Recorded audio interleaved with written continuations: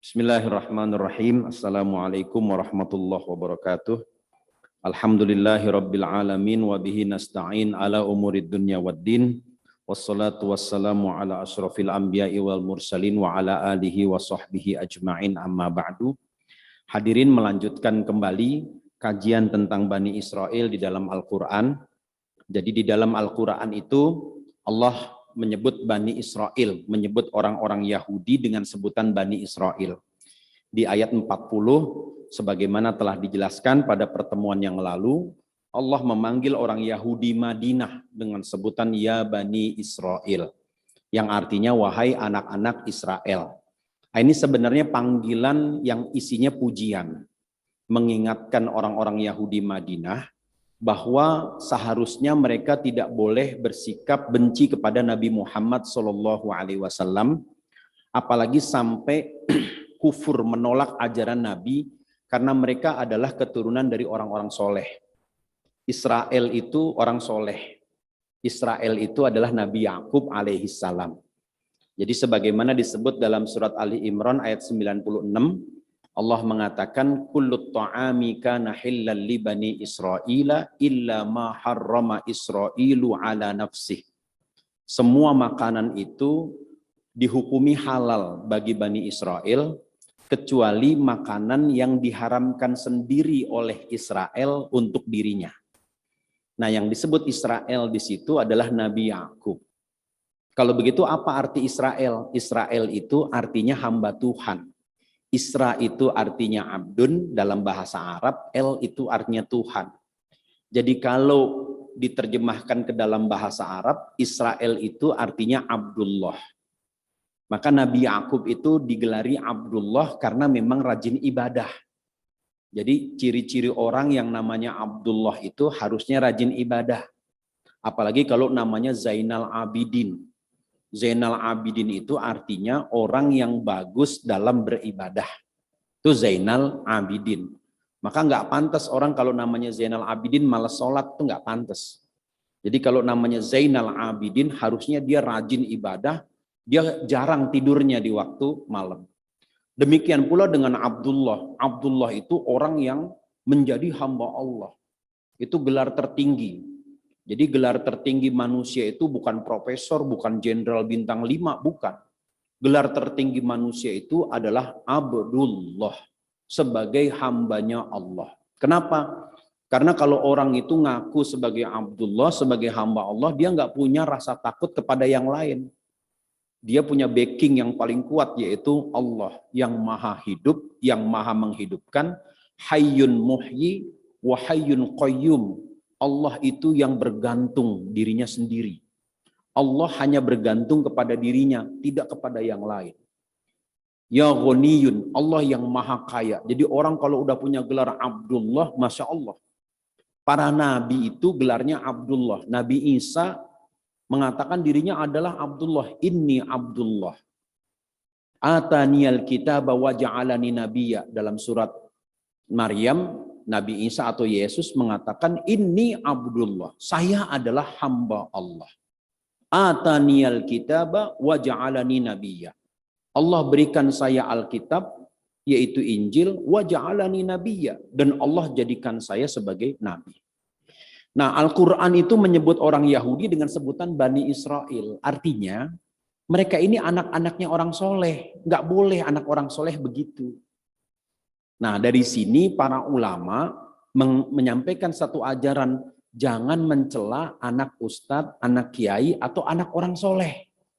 Kalau anak orang soleh itu nggak seperti bapaknya. Kadang-kadang kita tanpa sadar itu selalu mencela orang yang perilakunya beda kayak bapaknya. Anak ustadz kok kayak begitu? Ustadz apaan tuh? Misalnya begitu.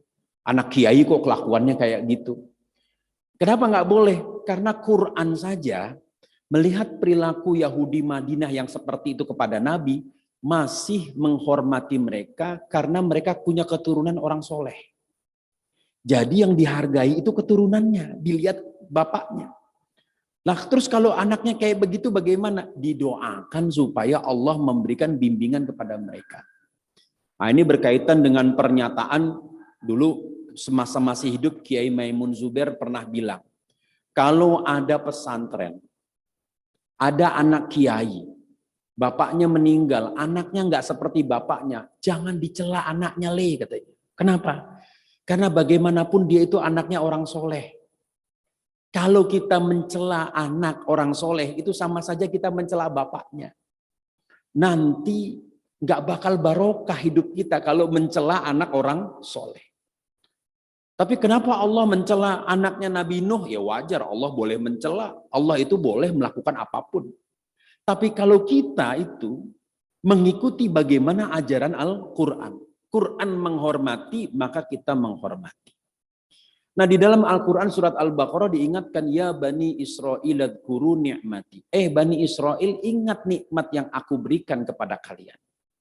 Di ayat 41, apa nikmat itu? Wa aminu bima anzaltu musaddiqan lima ma'akum. Imanlah kalian terhadap wahyu yang aku turunkan, yang membenarkan wahyu yang ada pada kalian.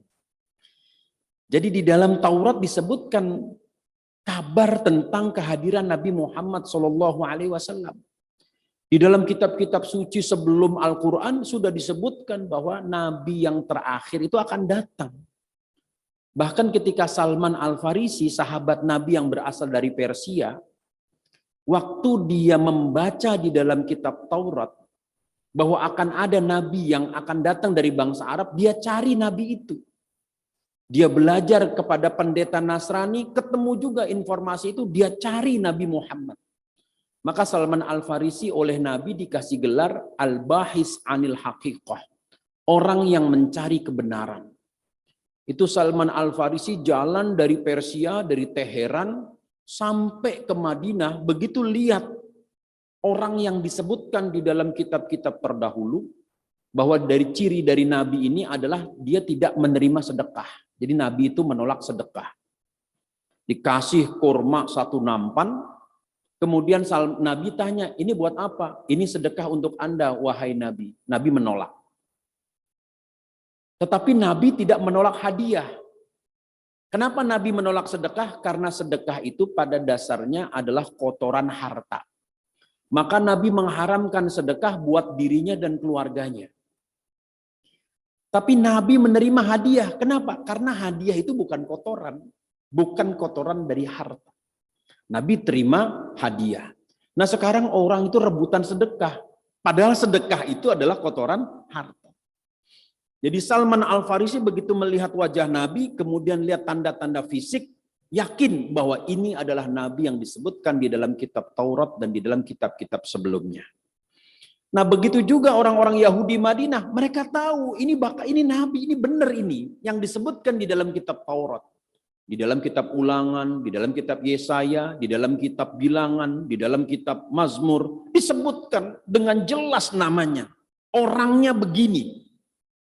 Maka kata Allah, wala takunu awwala kafirin bih. Lanjutan ayat 41, jangan kalian itu menjadi orang yang pertama kali membangkang, menolak Nabi. Nah, di sini juga menjadi peringatan bahwa orang kalau sudah punya ilmu agama, nggak boleh dia menjadi sponsor keburukan, nggak boleh. Kalau orang sudah menjadi orang yang paham dalam ilmu agama, dia harus menjadi sponsor dari kebaikan. Ya, kenapa? Karena memang pada umumnya orang awam ingin mendapatkan pembenaran dari orang yang ngerti agama. Ya, kalau bisa haram dikit lah, jangan haram mutlak, kan begitu. Ya kalau bisa dosa-dosa dikit nggak apa-apa kan, ntar kita kan taubat lagi. Itu orang awam maunya begitu. Maka tugas dari orang yang ngerti agama, dia harus menjadi pelopor kebaikan. Wala takunu awwala kafirin bih. Sehingga karena ada ayat itu Nabi mengatakan orang yang ngerti agama kalau dia berbuat dosa, siksaannya 3 kali lipat bahkan sampai 10 kali lipat daripada orang awam yang berbuat dosa. Orang awam berbuat dosa karena dia nggak tahu. Siksaannya sedikit. Tapi orang yang ngerti ilmu agama berbuat dosa 3 kali sampai 10 kali lipat siksaannya. Kenapa? Karena dia tahu. Nah ini dipakai dalam prinsip hukum. Penegak hukum nggak boleh melanggar hukum. Jaksa, hakim, polisi, pengacara nggak boleh melanggar hukum. Kalau melanggar hukum, lebih berat hukumannya daripada yang bukan penegak hukum. Itu kaidahnya dari ajaran agama. Kalau orang alim nggak boleh berbuat dosa. Kalau dia berbuat dosa, orang alim sengaja bahkan menjadi sponsor dari perbuatan dosa itu, di akhirat nanti 10 kali lipat siksaannya. Nah, apakah berarti kalau begitu mendingan jadi orang awam? Enggak juga. Karena kalau orang terus-terusan jadi awam, ditanya oleh Allah, kenapa kamu nggak belajar ilmu agama? Nah, bagaimana solusinya supaya kita selamat? Maka kita minta selalu pertolongan Allah sebagaimana Nabi mengajarkan kita di dalam doanya, Allahumma a'inni ala dzikrika wa syukrika wa husni ibadatik. Setiap habis sholat kita diajarin doa itu, Allahumma a'inni, ya Allah tolong saya ya Allah, ala dzikrika, supaya selalu bisa ingat engkau ya Allah, wa syukrika, supaya aku selalu bisa mensyukuri nikmat-Mu ya Allah. Wa husni ibadatik, supaya kita bisa beribadah dengan baik. Maka kita semua bisa di sini, bisa ngikut pengajian ini semata-mata karena pertolongan Allah. Kalau Allah nggak tolong kita, nggak mungkin kita bisa melangkahkan kaki di sini. Kita bisa ibadah karena pertolongan Allah.